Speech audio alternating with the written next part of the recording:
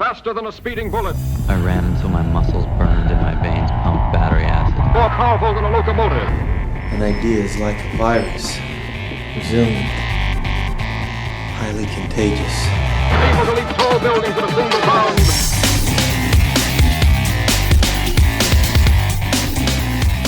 All right, before we get into today's experiment, I would have two quick things. First thing, if you have enjoyed the Better Humanology podcast, please head over to iTunes and give us a 5-star review and a positive comment. Greatly appreciate it. It really helps the show out. And for those of you who have already done it, I really appreciate it. I've seen them coming in lately, and it's awesome. You guys are awesome. Second thing, Accelerate Strength and Conditioning, our premier strength and conditioning program, is open. We have about 5 more days for you to get in on it before we shut it down. And as we talked about in the Accelerate episode, this will be the last time we do it in 2015. So if you want in, make sure you hop in, and how you do that is go to accelerate.fit. That's it. You just go to accelerate.fit, and you can check it out. Sign up if you want to join. We had a lot of good results last time, and looking forward to doing it again. Accelerate.fit, that's it. Yeah, you like that? I love that. Hey, so one more thing. Because you guys are awesome, we offer just about everything we talk about on the show. It's all archived. You can get back to show notes dating all the way back from that meditation episode we're going to talk about later in this episode. But all that stuff can be found at betterhumanology.com. All kinds of free, awesome things for you guys just to become better humans with. All right, let's talk box breathing. All right, guys, welcome to the Better Humanology podcast. My name is Jerred Moon, and with me is Talon Schwam. What's up, Talon? What's up, Jerred? I love that little what's up. It's just my favorite part of the show. It is my favorite part of the show. So we're back this week. We've been really all over the place in the last couple weeks. We've been talking about Accelerate. You had your dad on with the awesome leadership episode. I really enjoyed that. And now we're doing an experiment. It feels like it's been forever, right? Yeah, we need to get back to our becoming better humanology. I know, right? Taking some time off. I was off in the Costa Rican land watching people get married. But I'm back and ready to be a better human with you. And something I got to practice while I was on vacation and have been for a little while now is box breathing. And that's what we're talking about today. That's what we've been doing for the last 2 weeks, is practicing box breathing, all the benefits, and how it can make you a better human. And the big why here is because if you guys have been following along a few episodes ago, we talked about SEALFIT. I had the opportunity to go out to SEALFIT in San Diego and work with Mark Devine on a lot of the stuff that he does in his SEALFIT academies. And one of the big practices he has there, he teaches you a lot about breath, but a specific exercise is box breathing. And just the quick of it, we're gonna go over this more later. But box breathing is simply you breathe in, you hold it, you breathe out, you hold it, and you do this in a kind of a rhythm, and you really slows down your breath. There are a lot of benefits to it, but something he teaches at SEALFIT, we thought we'd give it a try and see if it could really help us out in all of the aspects that it's supposed to. But I'm not going to get into those. I'm going to let Talon talk about what box breathing could help us do, how it could help us become a better human. Yeah, so I think it's perfect that we worked on it kind of while you were on vacation this week, because as we're going to talk about in some of these uses, it can really help with relaxation and reducing stress. But even more so, some of the research we found out, I want to get to a little bit of that real quick. So box breathing can teach you how to handle even the most stressful situations by focusing on deep breathing. Box breathing is one technique used to help travel or combat travel anxiety, whether it's fear of flying or driving in heavy traffic. Sometimes I know we can get really, really worked up when we're going through some of those nasty traffic situations. So box breathing is sometimes suggested as one of those things that can help people out with that. So they go on to say deep breathing exercises like those used in box breathing can help to manage anger, help children with their anger issues, help them teach them social responsibility. And psychologists, they say, use box breathing and teach box breathing techniques along with meditation to cultivate awareness of thoughts and feelings and sensations, and just be mindful of your body. And so I thought those were really interesting uses for a really cheap, 5 a 3 minute or 5 second interval breathing technique. But here's some 15 benefits and reasons to try box breathing that I thought were really cool. So it increases blood flow, increases learning and skill development, increases focus and attention, increases energy, improve your immune system, clears the mind, enhanced arousal response, reduces anxiety, decreases shallow breathing, increase awareness, improve discipline, helps regulate the nervous system, reduces stress, calms the nerves, and improves meditation. So, I mean, a lot of things in here. I think we'll talk a little bit about how it's different than from meditation maybe later in the show, but all kinds of places that just focusing on your breathing can help, improve your life and maybe make you a better human. So that's why we want to try it. And I think that's pretty cool because that's one people ask me or we talked about SEAL Fit a little bit. And my biggest takeaway, in all honesty, from that experience was just breathing in general and how important it is because Mark Devine talked about kind of the different sources of fuel, and everyone thinks about, water, and then everyone thinks about food, but not a lot of people think about air. I mean, you have to breathe, but doing it in a mindful way and how important that is. And they're actually, just to complement some of the studies that you did, I went into PubMed and found one, not necessarily about box breathing, but breathing in general. And it said there's clinical evidence that using breathing techniques and treatments can help in the treatment of depression, anxiety, post-traumatic stress disorder, and for victims of mass disasters. So by inducing stress resilience, breath work enables us to rapidly and compassionately relieve many forms of suffering. So, and all we're talking about here is changing the way that you breathe normally. So depending on what kind of person you are, you're sitting there taking a breath, you're not really thinking about it. You could be breathing anywhere from like 20, 30, 40, 50, depending on how shallow your breaths are, times per minute. And so when you really slow that down to box breathing, which can slow you down all the way to, if you're doing the 5-second interval, 3 breaths per minute. So it really slows you down. It changes your entire physiology and kind of confuses the body a little bit, but also throws you into, a relaxed state. So, with that, I think that there's a ton of stuff that you could benefit from by just focusing on your breathing a little bit. But going in, I'm just going to go ahead and hop to my hypothesis. I don't know. I same with meditation. I don't think I was huge on thinking that just breathing alone was going to help me a ton. That was kind of my going into box breathing. Okay. How about you? Maybe I felt like the same. I felt like it was the same kind of thing, like meditation. Like I feel like that's one of those known quantities. Like, oh yeah, you can affect your body. I mean, how often have you been like where you're on like a run or something like that, and you just start controlling your breathing? You start wanting to pace yourself and pace your breathing, or when you're trying to go to sleep. I mean, maybe not box breathing type of techniques, but just trying to hold your breaths a little longer, hold them, the amount of time you're breathing in and breathing out a little longer. I feel like I've been doing that my whole life. So I feel like I definitely thought that box breathing would be beneficial for us. And so I don't want to skip ahead here, but so we did the meditation. Was that like our first experiment? Meditation? That was our very first experiment. So that was a lot of fun. So you've done meditation now. You've done box breathing.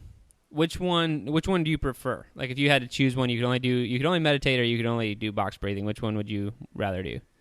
That's a tough question because I feel like they can coexist and they can kind of help the other. Yeah, I guess I have to throw in the caveat. So guided meditation, because we were doing guided meditation in our experiment with like a person talking in your ears the whole time, right? That's true. I think maybe box breathing techniques, just knowing those would help me be able to meditate on my own that much better. But you're asking to separate them, really? I would say, in black and white. Yeah. Honestly, I think meditation I would still go with over box breathing because meditation, you're not being sometimes you're mindful about your breath, depending on what kind of meditation you're doing, but it's not only about your breath. It can be about more things. But in saying that, box breathing has so many different, benefits just in focusing on your breathing. You really don't have to worry about doing anything more than meditation. So maybe for the people that are a little skeptical about meditation or the whole concept of doing a small amount of change, like affecting your breathing, to try and affect your life, then maybe this would be a good place to start. So for me, I'd say meditation, but maybe for others, I would say box breathing. I don't know. What would you say? Well, I think you just kind of described me there because, I was super skeptical about meditation going in. I ended up liking it and approving it on the podcast, but it's not something I've stuck with. It's something I wanted to stick with, but I just couldn't do it. Yeah. I didn't make it a habit, I guess. But box breathing, I've been doing it pretty much since SEAL Fit. I mean, I've been doing it more seriously since we decided we were going to do an experiment on it, make sure I don't miss a day and everything. But yeah, I've been doing it here and there since SEAL Fit. It's just I enjoy box breathing more. I don't know why. Maybe I don't like people talking, but I don't know what it is. I do like box breathing more, and I feel like I have a really I feel really good after, but I did the same as meditation, but I definitely would have to say I prefer box breathing over meditation. Maybe it's just less intimidating. It is. It's much easier. You're just breathing. You're just focusing on your breathing and being mindful of your breathing. So yeah, I think it's a lot less pressure to try and do something or feel something or, Yeah, so speaking of doing something, maybe we should talk about what we did. But before we talk about what we did, I think you have a special treat. Yeah, I do have a treat for the listeners. We're going to walk everyone through box breathing. So I'm going to give you the quick Jerred Moon 101 on box breathing. This isn't official. I am no box breathing coach, but we're going to let you guys give it a try for 60 seconds. Whether you're sitting at your house or driving your car, sitting at your desk, or standing at your desk, if you want to be a better human. Right. Anyway, we're going to do 60 seconds of it. And so a few notes before we get started. You're going to inhale through the nose, and then you're going to fill up the belly first, then the diaphragm, then the chest, and then you're going to exhale through the nose. So your mouth should remain closed, and you want these really deep breaths. And so we're going to go in for 5, hold for 5, out for 5, hold for 5. So one breath is going to take 20 seconds. We're going to do 3 breaths. All right. Real quick, if you are sitting, sit with your back straight against a wall, or in some sort of meditative posture. You're going to soften your gaze a little bit. Unless you are driving, keep your eyes on the road and just focus on the breathing that we're going to do. And now we're going to focus on your breath. You're going to, like I said, in and out through the nose. So, Talon, are you ready? You going to do it with us? Yep. All right, I'm not going to do the breathing. I'm just going to do the coaching.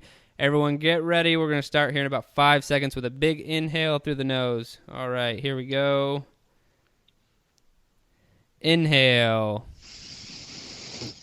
3, 4, 5. Hold. 3, 4, 5. Exhale. Get all that air out. And hold. 3, 4, 5. Big inhale.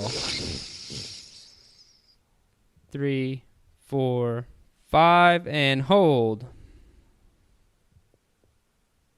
3, 4, 5. Exhale. Get all of that oxygen out. All the way out. All right. And now hold.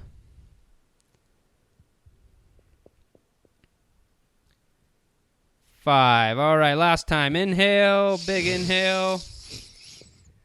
Keep going. 4, 5, and hold.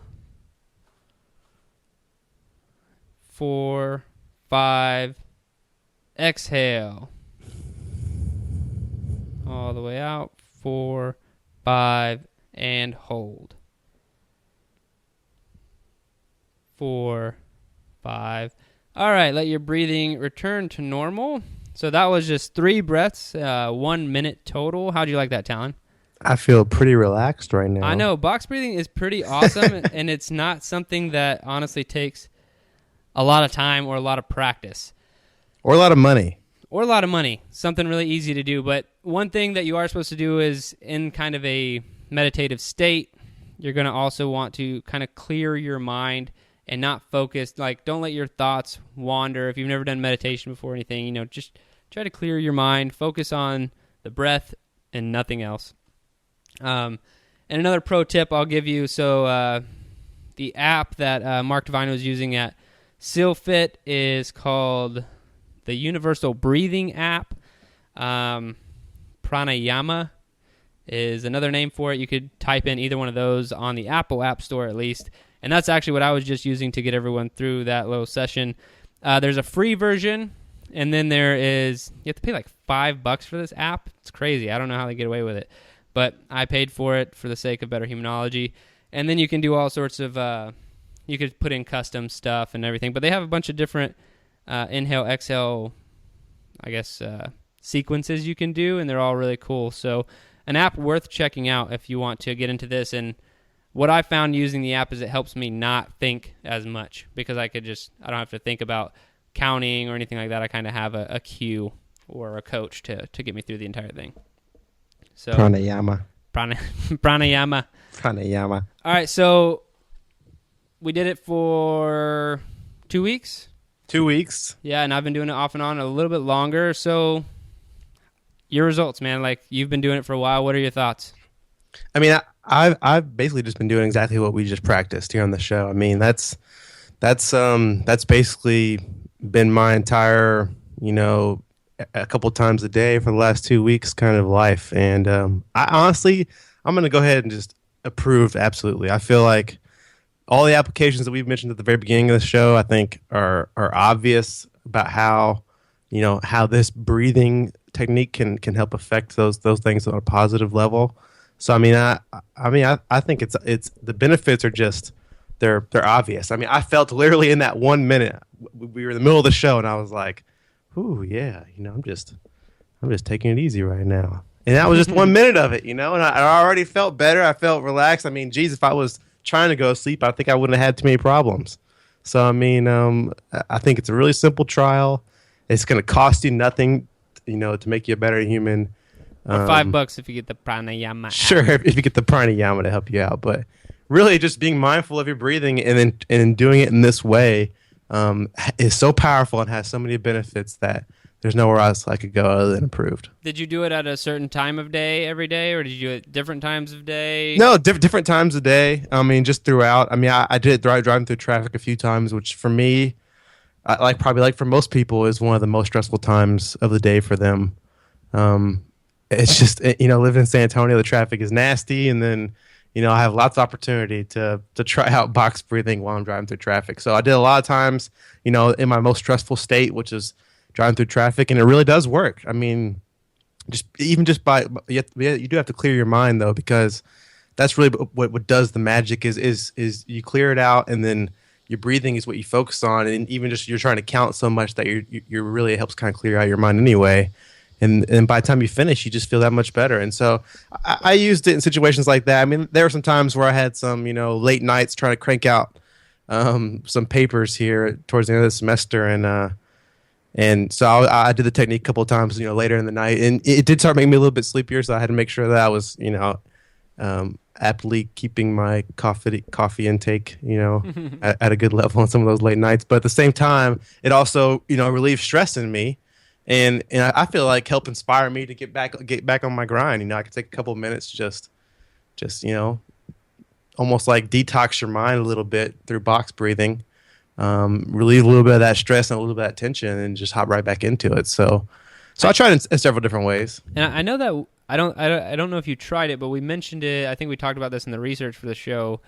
Doing box breathing while walking. Right. Yeah, I looked a lot into that. I really that's something I want to try more of. I really didn't get an opportunity to get to that, in this experiment, because I somehow just it blanked every time I was getting to go for a run or when I was heading to the gym. So that's something I really want to try out, more in the future, is because I was reading that really you can just doing these kind of techniques even while you're walking, you can really amplify your workout while you're walking. So I mean, really, really cool stuff. And I'll say, just learning to control. I really want to try that too, because learning to control your breath during exercise or high intensity exercise, especially, is like half the battle. Because once your breath gets completely out of whack or out of control, there's not really any recovering from it other than like actually stopping and recovering. Once it gets, out of that cycle, then your body starts to freak out. Your mind doesn't know what's going on, and it starts to freak out, and then you start to panic. In all honesty, you start to take panic breaths when your breathing gets crazy during high-intensity stuff. And so one actual exercise you can do, so you could try box breathing while walking, but if you want to up the intensity, there's something, I don't know if I made up the name or if I heard it from someone else, but it's something that we use a lot. We use it in the Accelerate program, and I've programmed a lot of Into 3 Fit, is single movement breathing ladders. And so I definitely didn't make up breathing ladders, but the practice of these, maybe single movement, I think people might do them with other stuff too. But anyway, a single movement breathing ladder, so maybe it's a kettlebell swing. Say you do a 1 to 20 to 1 breathing ladder. So pick a kettlebell. You do 1 kettlebell swing, you set it down, you take 1 breath. Then you do 2 kettlebell swings. You set it down, you take 2 breaths. And you all the way up to 20, and then at 20 you should be doing 20 kettlebell swings, and then you take 20 breaths, and then you would stair step back down, all the way back down to 1. Takes a long time because they need to be like natural breaths, and if you can control it, through the nose, in and out through the nose, if you don't need to breathe out of your mouth, like you don't need that amount of oxygen, then just try to maintain it through your nose. And that will teach you how to breathe during high intensity stuff so well that you'll find yourself getting better at all sorts of different workouts. So just us talking about that walking, that kind of jogged my memory on a technique I've used in training in the past. But Heck yeah. For me, I'm going to go with approved on box breathing. Because I just naturally stuck with this one more. I mentioned that earlier. Like, meditation was something I was like, man, this is so awesome. We did it, and I want to keep doing it, but I just didn't. And box breathing I've just kind of stuck with, and I don't know why. And like we mentioned earlier, maybe it's just a little bit less intimidating, or maybe I feel like it's not as much of a big thing because I don't try to have a perfect situation. I never try to have a perfect situation anytime I do box breathing. I did it sometimes in the morning. I did it sometimes at night right before bed. I did it while driving like you. I did it all sorts of different times, and I just felt like it was less of an ordeal to do box breathing than it was to meditate. I feel like everything had to be like perfect, and I had to be in my space, in my spot, and like anything like that I don't like, And so I was a huge fan of box breathing, and I definitely will give it a Better Human approval stamp. Well, all right, that covers it, man. I think that covers it, my man. All Box right. breathing, absolutely approved. Box breathing, Better Human approved. And are you ready for that bike race? We're going to see. It's coming up quick.